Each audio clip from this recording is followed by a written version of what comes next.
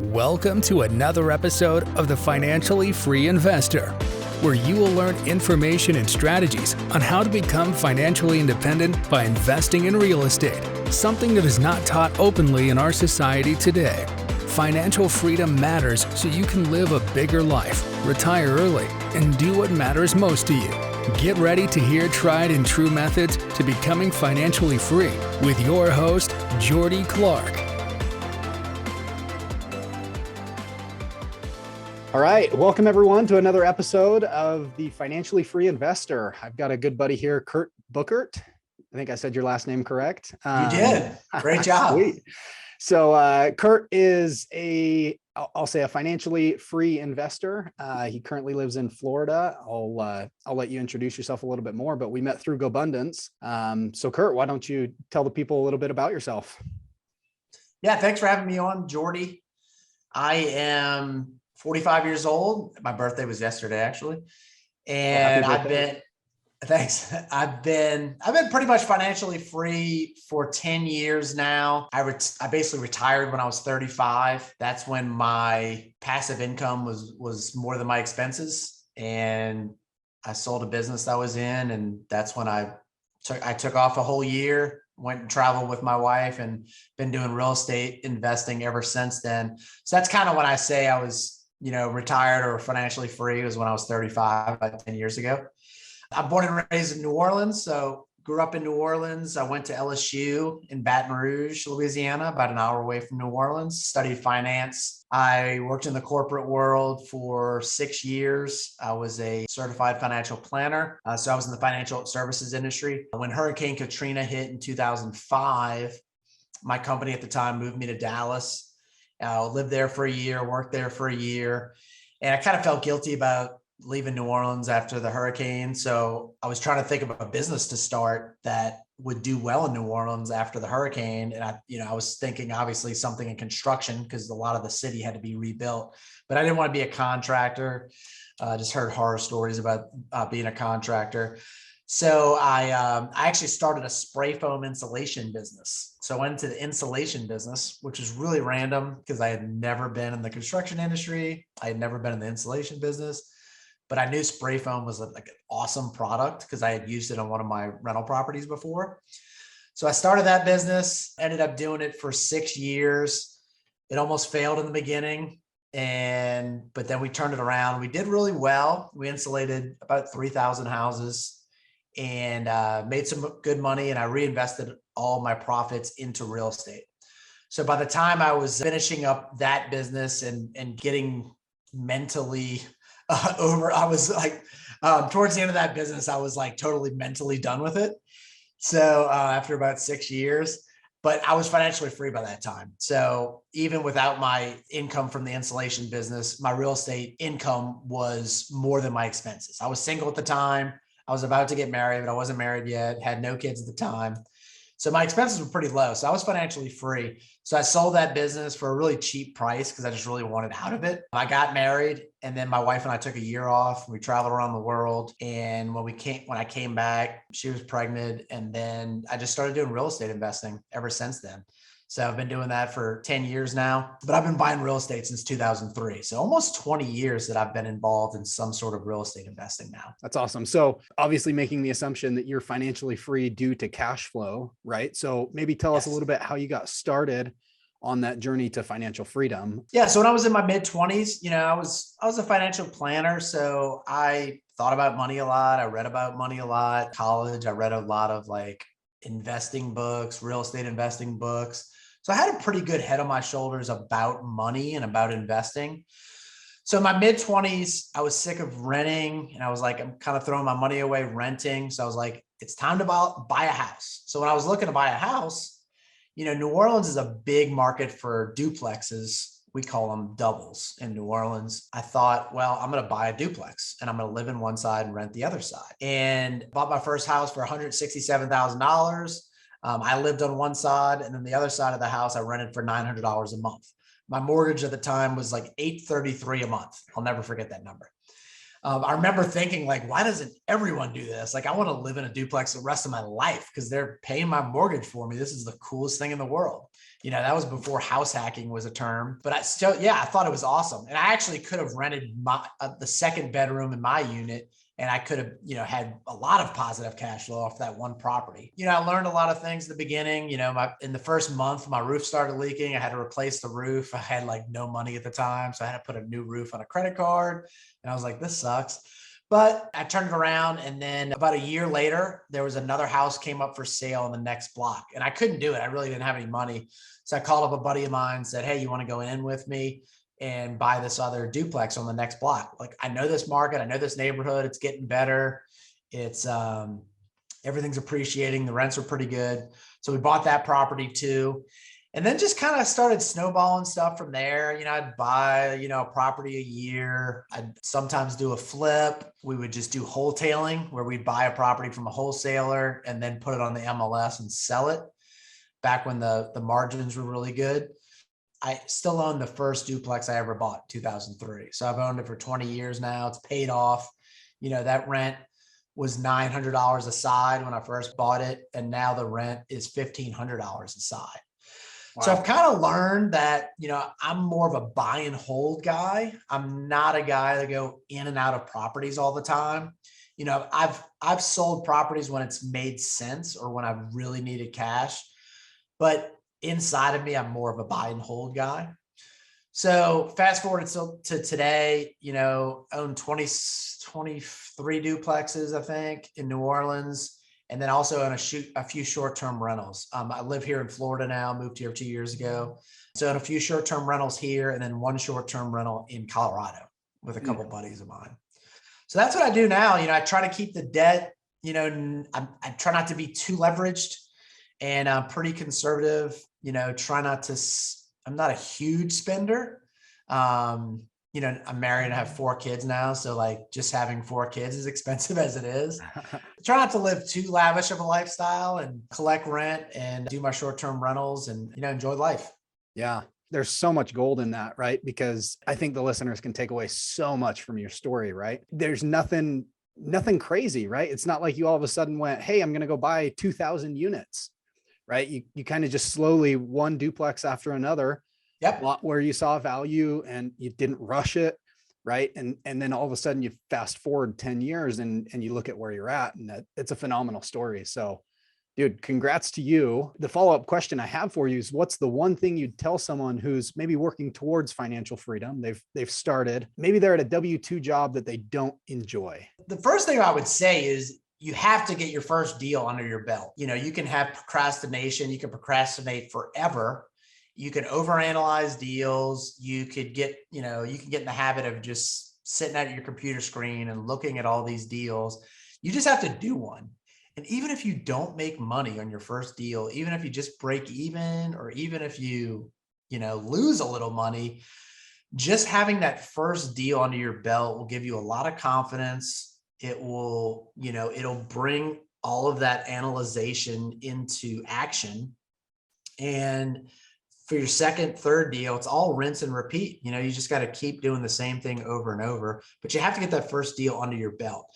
And I also wouldn't get caught up into, the number of doors you have. I think a lot of real estate investors get really obsessed with that number of how many doors do you have? Well, you know what? There's one short-term rental I have, that cash flows like $10,000 a month. So that's almost like having 100 doors that are cash flowing, $100 a month? Yeah. So that's like having 100 doors that cash flow $100 a month each. So don't get caught up into the big door thing. I know guys that own 200 doors and they're struggling to pay bills. Whereas, some guys that own 10 doors and they're doing really well. That can also intimidate people. Like if you have 0 doors, 0 investment properties, and you're thinking in your head like, hey, I need to get it to 500 doors to be financially free. Well, that number is going to intimidate you, and that'll keep you from acting. So don't get caught up in those numbers. Yeah, that's so good, man. Because even in GoBundance, I think we struggle with this too, right? Where we hear, it's almost like shiny object syndrome. We hear someone doing something cool, and all of a sudden it's like, oh, maybe I should do that. Or, right.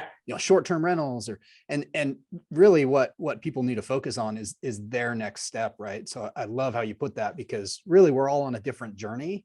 And while they may sound similar, like your journey is totally different than mine, right? We're working towards the same thing, and that's just freedom, right? And freedom comes from cash flow. And, the appreciation is great, but it doesn't mean anything until you sell. And then when you sell, you're taxed. So yeah, and that's the cool thing about real estate. There's so many niches inside of real estate. I could be doing the exact same thing as you're doing, Jordy, but we're in totally two different markets, two different states. I mean, it's like a totally different world, even if we were doing the exact same thing. But I mean, you could do short-term rentals, you could do storage units, you can do duplexes, you can do multifamily, you could do C-class multifamily, which is a totally different business than doing A or B class multifamily. There's so many different niches in real estate, and that's what's so cool. And eventually, if you do a few things, you'll learn what you like. You might like to flip. I mean, I know you do a lot of flipping. I don't like to flip. I used to do some flipping, and I just don't like it. For me, it's like a lot of work, and I like getting a paycheck every month for my whole life. The great thing about flips is hopefully you'll have a big payday when you sell it, but I'd rather know that I get this consistent income the rest of my life. And that's why I kind of stay away from flips. But some people make a ton of money off of flips. That's just not my thing. Some people love short-term rentals. Some people hate short-term rentals because it's more work. I do a mix of long-term rentals and short-term rentals. I like both. I'm a little too risk averse to do all short-term rentals, just in case we have like another COVID situation where like people just totally stop traveling. I don't want my income to go to complete zero. But long-term rentals, you're getting a little bit less cash flow, but it's just more consistent because at the end of the day, people need a place to live. They need a place to lay their head at night. yeah, no, totally. And, just to your point, the only reason I personally have flipped in the past is because I didn't have enough cash to buy more rentals, right? So I'd go out and I'd flip a house or two, and then we'd take those profits and just plow them into long-term rentals. Yeah. So, and that's an incredible strategy. Yeah. It was just another way to generate a little bit more capital for us, just where we were at. I got maybe started when I wasn't single. I had a couple kids. And so my expenses were higher just because you have to provide, you have to, have a nice, clean, safe house. Food gets expensive, formula's expensive, diapers, like it just all adds up. So I love that.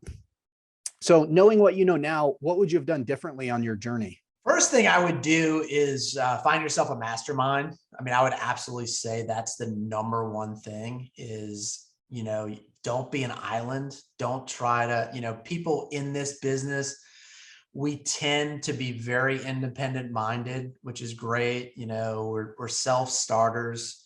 And that's great, but you really need to be a part of some type of tribe or some type of mastermind, just because the wealth of knowledge that, you can go on the internet right now and find any piece of knowledge in the world, in the history of the world right now. But being involved with a group of people that are actively doing what you want to do, that hopefully are smarter than you, just being around those people by osmosis is just going to make you a better investor. It's going to make you a better person. Having people to bounce ideas off that aren't trying to sell you anything and you're not trying to sell them something, to me, that's invaluable. So, whether that's just a free Facebook group or whether that's a paid mastermind, get involved in either just one or a few of them and dive deep and really get to know people and build relationships. And for me, that's just been huge. And I wish I would have done that at age 25. I started doing that at age 40. I wish I would have started doing that at age 20 or 25. Wow, dude, that's awesome. So let me go deeper on that. Why do you wish you would have gone deeper into masterminds maybe when you were 25 versus 40? I just feel like I'd be so much farther ahead now. I would have many more lifetime friendships, but I just think my net worth would be a lot higher because I think a lot bigger now because, I meet a lot of guys and, we're both in GoBundance, very impressive guys that are doing really cool things. And it's like anything else in life, you really need to do something yourself to feel comfortable with it. So if you have like a friend that's doing something and he can teach you how to do it, that you're just going to feel that much more comfortable to dive in. And if you have, you have a wingman with you, you're going to feel so much better. And also, I mean, a mastermind, you get to invest in other people's deals, which is cool. And then some people invest with you, if you need capital, private money loans or syndications, things like that. Having a mastermind is awesome too. I've invested in a bunch of deals with guys in my masterminds, and most of them have worked out really well. Some of them haven't. That's life. That's being a grown-up. That's being a big boy. Some deals are going to work. Some aren't. You learn from every single deal. That's part of growing up and going through getting that experience. Oh, that's so good. Cool. Well, one last question I'm going to throw at you. What's one book you're really reading right now that you're enjoying that you think other people might benefit from? So, obviously everybody mentions Rich Dad Poor Dad, so I'm not going to mention that one, even though I just did. I'd say a great book, especially for people that are kind of starting this journey, would be The Wealthy Gardener. I don't know if you've ever read that or not. I have. I love it. Yeah. So, I mean, it's written by an ex-chiropractor. I think he might still practice chiropractic, but he started on this financially free journey years ago. It's told in the allegorical style. So it's not a true story, but it's about, a father passing down life tips and financial tips to his son. It's just a really good book. So I'd recommend that to a lot of people that are starting on this journey. And then I'm trying to see if I have my book. I keep a spreadsheet of my books that I've read, so I'm actually looking right now. I mean, there's a bunch of awesome books out there. If somebody sent me an email, I could send you my whole spreadsheet of a book I read a few months ago, The Comfort Crisis. I think is an awesome book. It's not necessarily about investing or financial freedom, but it's about being uncomfortable and doing things that make you uncomfortable and pushing through, and that you as a man need to go through things that make you uncomfortable so you come out the other side as a better person.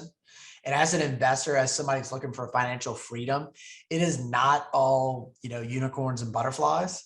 You're going to have a lot of things go bad, but you need to turn those negative things and failures into assets. You need to, in your brain, your mindset, you need to consider those failures as assets that are going to make you better on the next deal, because you're never going to make that mistake again, because you've been through it and you've made that mistake. You know how to do it right the next time.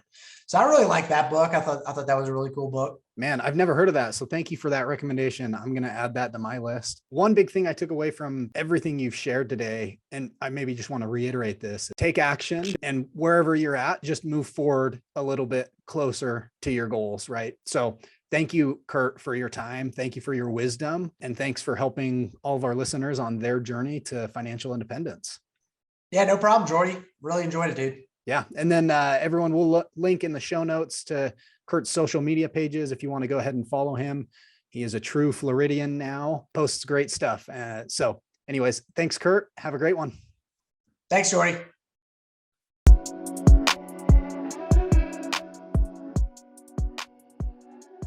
Thank you for joining me for another episode of the Financially Free Investor. If you found value in this episode or know someone who would find value in this information, please share with them, subscribe, and send us a review.